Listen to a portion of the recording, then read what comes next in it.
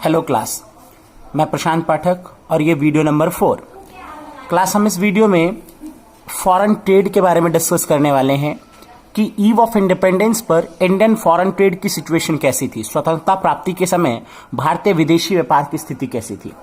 पहले मैं आपसे थोड़ा ओरली बात करूं।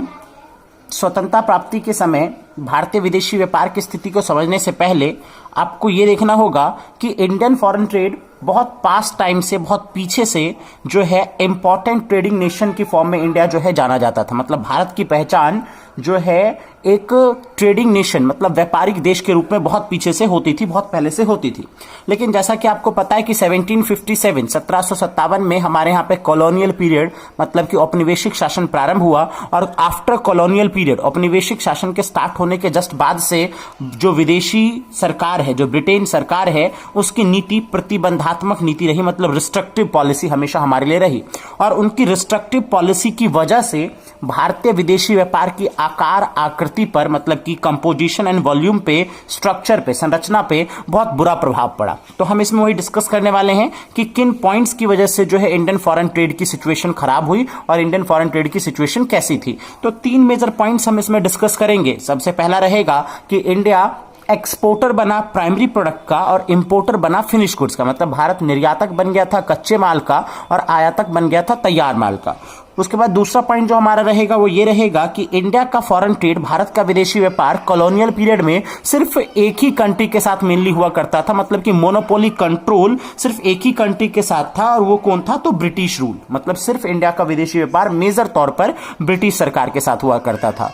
और पॉइंट नंबर 3 कि भारत ने विदेशी व्यापार के ब्रिटिश सरकार ने विदेशी व्यापार के सहारे से ही जो भारतीय संपत्ति है, इंडियन वेल्थ, उसका जो है आप ये कह ले कि जो है शोषण करने की कोशिश, ड्रेन करने की कोशिश, इंडियन वेल्थ को ड्रेन करने की कोशिश जो है ब्रिटिश गवर्नमेंट ने फॉरेन ट्रेड से ही किया था। तो चलिए स्टार्ट करते हैं Indian foreign trade on the eve of independence. सुनना class, India has been important trading nation since ancient times. Since ancient times मतलब कि पुराने समय से जो है भारतीय विदेशी व्यापार जो है वो बहुत ज्यादा प्रचलित था। मतलब कि इंडिया एक ट्रेडिंग नेशन के फॉर्म में विदेशी व्यापार करने वाले देश के रूप में जो है पुराने समय से जाना जाता था।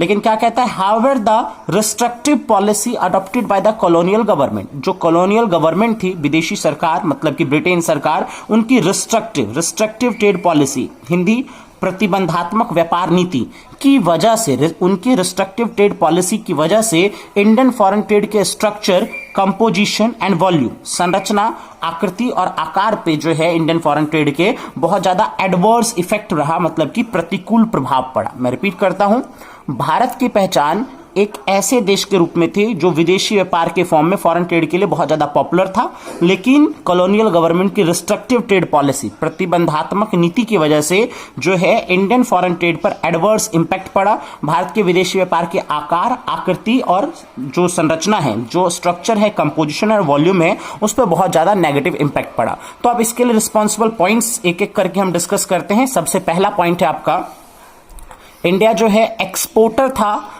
प्राइमरी प्रोडक्ट का और इंपोर्टर था फिनिश गुड्स का। तो चलिए इस पॉइंट को डिस्कस करते हैं। क्या कहता है, India become an exporter of primary product, Bharat निर्यातक था कच्चे माल का। जैसे क्या, तो रॉ सिल्क हो गया, कच्चा सिल्क हो गया, कॉटन हो गया, वुल हो गया, शुगर हो गया, इंडिगो हो गया, जूट, इन सारी चीजों का इंडिया जो है एक्सपोर्टर हुआ करता था, निर्यातक हुआ करता था। और इंपोर्ट इंडिया किन चीजों को करता था, तो फिनिश प्रोडक्ट को इंडिया इंपोर्ट करता था। For example cotton, raw silk export किया और जो कॉटन है और जो फिनिश सिल्क है उसको इंपोर्ट किया, ठीक है। और जो है वुलन क्लॉथ को जो है वो इंडिया जो है इंपोर्ट किया करता था। कैपिटल गुड्स, पूंजीगत वस्तु जैसे कि मशीनरीज, ठीक है, इन चीजों का इंडिया जो है इंपोर्ट किया करता था। मतलब अगर आप फाइनली इस पॉइंट को बोलें तो इंडिया एक्सपोर्टर था किसका, तो रॉ मटेरियल, जैसा कि मैंने आपको बताया, रॉ सिल्क हो गया, कॉटन हो गया, शुगर, इंडिगो, इन चीजों का। और उन्हीं चीजों से ब्रिटेन फिनिश गुड्स तैयार करके, जैसे कि एग्जांपल में था cotton, finish silk, woollen clothes, ठीक है, कैपिटल गुड्स जैसे कि मशीनरीज, इन चीजों को इंडिया इंपोर्ट करता था ब्रिटेन के साथ। तो ये आपका पॉइंट नंबर फर्स्ट था।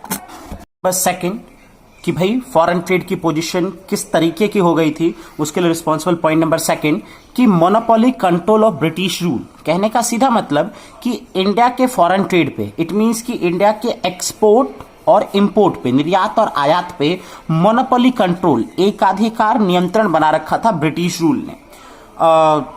मैं आपको बताता हूं, मोर देन हाफ, आधे से भी ज्यादा इंडियन फॉरेन ट्रेड जो है वो उस पे रिस्ट्रिक्शन, उस पे कंट्रोल किसका था, तो ब्रिटेन गवर्नमेंट का।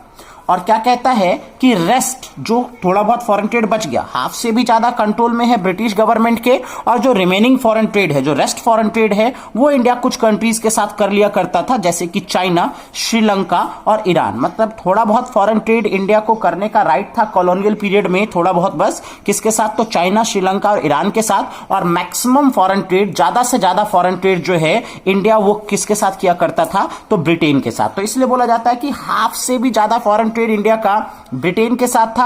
इट मींस कि ब्रिटेन का मोनोपोली कंट्रोल था इंडियन फॉरेन ट्रेड पर। रिमेनिंग थोड़ा बहुत, 1 मार्क्स का क्वेश्चन बनता है क्लास, कि इंडिया ब्रिटेन के अलावा और किन के साथ फॉरेन ट्रेड करता था, तो थोड़ा बहुत फॉरेन ट्रेड चाइना, श्रीलंका और ईरान के साथ, और more than half foreign trade जो है ब्रिटेन के साथ। और इसलिए ये हेडिंग हमने बनाया है, monopoly control of British rule. Indian foreign trade पे ब्रिटिश गवर्नमेंट का मोनोपोली कंट्रोल था।